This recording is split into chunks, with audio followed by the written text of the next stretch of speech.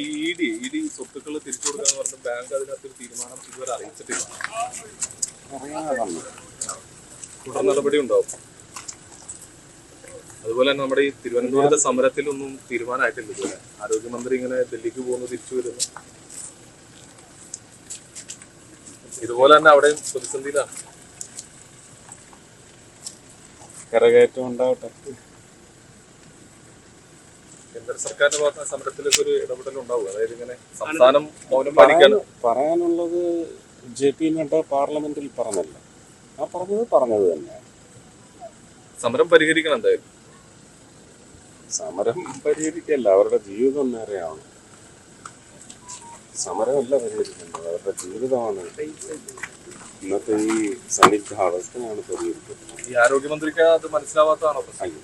തന്നെ അങ്ങനെ കുറ്റം പറയിക്കുക. ഞാൻ അന്നും കുറ്റം പറഞ്ഞില്ലേ. നിങ്ങൾ തന്നെ ഷൂട്ട് ചെയ്ത് വെച്ചിരിക്കുന്ന ടെക്സ്റ്റ് എടുത്ത് നോക്കി. ഞാൻ എന്താ പറഞ്ഞത്? ഒരു സർക്കാരിന് ഒരു തീരുമാനം എടുക്കണമെങ്കിൽ കേരള സർക്കാരിൻ്റെ സാമ്പത്തിക പരാധീനതകൾ എന്താണെന്ന് എനിക്ക് നന്നായിട്ട് അറിയാം.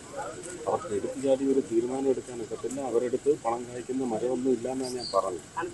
അത് നിങ്ങൾ തന്നെ ചർച്ചയ്ക്ക് വേണ്ടി എങ്ങനെയൊക്കെ വെട്ടി വളച്ചൊടിച്ചത്, നുണയായിട്ടത് വ്യാഖ്യാനിക്കുന്ന തരത്തിൽ വെട്ടി എടുത്തില്ല. കഷ്ടമല്ലേ ഞാൻ പറയുന്നത്? വിഷയത്തിൻ്റെ ഒരു സീരിയസ്നെസ് പോകത്തില്ല.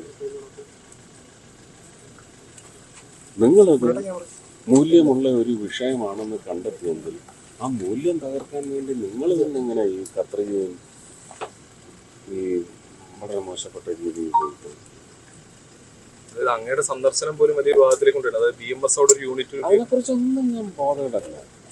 ഞാൻ വ്യക്തമായി പറഞ്ഞില്ല. വ്യക്തമായി പറയാനുള്ളതെല്ലാം പറഞ്ഞു. ഞാൻ എൻ്റെ പക്ഷം നോക്കിയാൽ മതി. മറ്റുള്ളവരുടെ വ്യാഖ്യാനമൊക്കെ ഞാൻ പണ്ട് പറയത്തില്ല, അതിന് ഞാൻ കാണിക്കണം. കണ്ടല്ലോ, അത്രയേ ഉള്ളൂ എനിക്ക്. വ്യാഖ്യാനങ്ങളല്ല, ഒരു സത്യമുണ്ട്. ആ സത്യം എൻ്റെ ദൈവങ്ങൾക്കറിയാം.